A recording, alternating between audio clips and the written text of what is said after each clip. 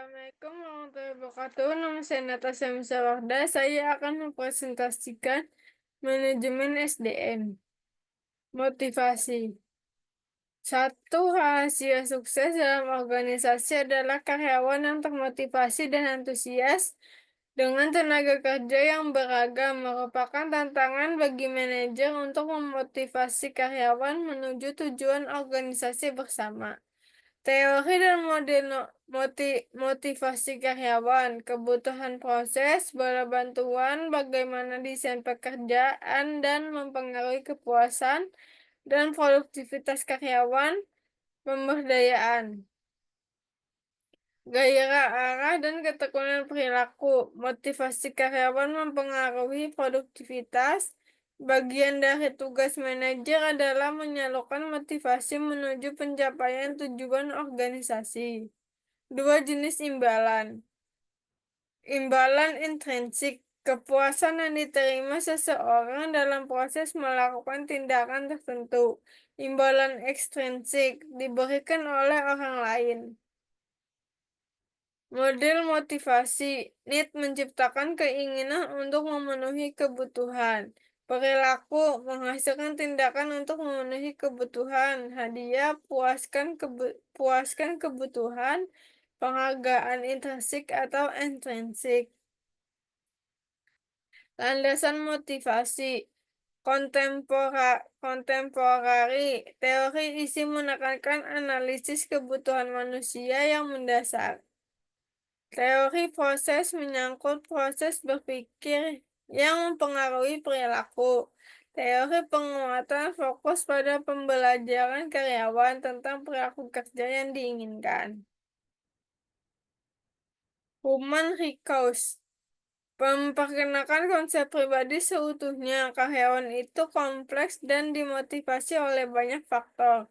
Human Relation, penghargaan non-ekonomi seperti kelompok kerja yang menyenangkan, pekerja belajar sebagai manusia dan konsep manusia sosial lahir. Tradisional, analisis sistematis dari pekerjaan seorang karyawan, imbalan ekonomi untuk kinerja tinggi, hierarki kebutuhan Maslow. Setelah kebutuhan dipenuhi, kepentingannya berkurang dan kebutuhan berikutnya yang lebih tinggi diaktifkan.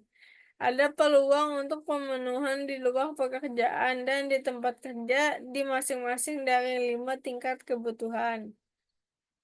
RG teori, kebutuhan kebutuhan pertumbuhan potensi manusia, pertumbuhan pribadi dan peningkatan kompetensi. Kebutuhan eksistensi, kebutuhan kesehatan fisik, kebutuhan keterkaitan, kebutuhan akan hubungan yang memuaskan dengan orang lain.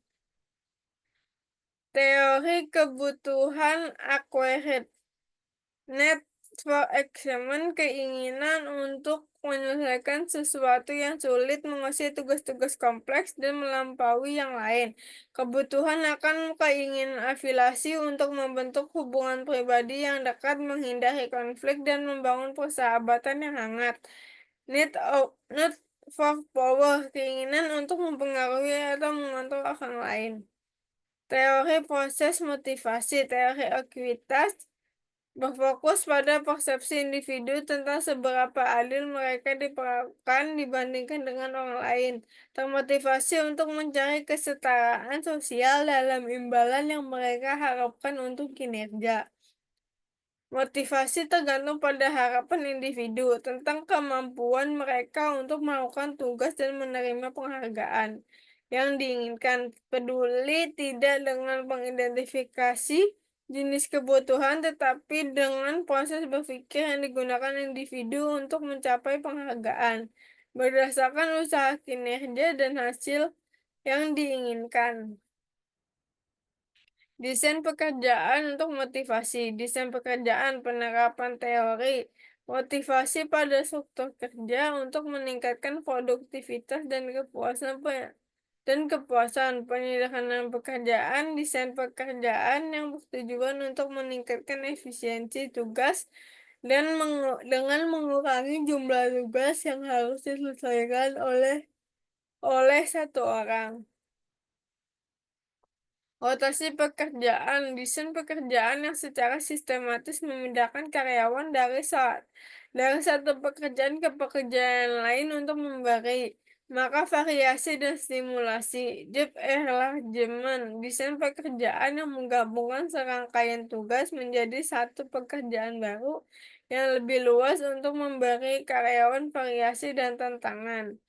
Penggayaan pekerjaan, desain pekerjaan yang menggabungkan pencapaian, pengakuan, dan motivator tingkat tinggi lainnya ke dalam pekerjaan. Work redesign, perubahan pekerjaan untuk meningkatkan kualitas pengalaman kerja karyawan dan produktivitas mereka. Ide motivasi untuk masa bergejolak. Organisasi semakin banyak menggunakan berbagai jenis kompetensi insentif sebagai cara untuk memotivasi karyawan ke tingkat kinerja yang lebih tinggi. Kompensasi variabel dan bentuk pembayaran berisiko adalah alat motivasi utama. Memberdayakan orang untuk memenuhi kebutuhan yang lebih tinggi. Informasi karyawan menerima informasi tentang kinerja perusahaan. Pengetahuan karyawan memiliki pengetahuan dan keterampilan untuk kontribusi pada tujuan perusahaan.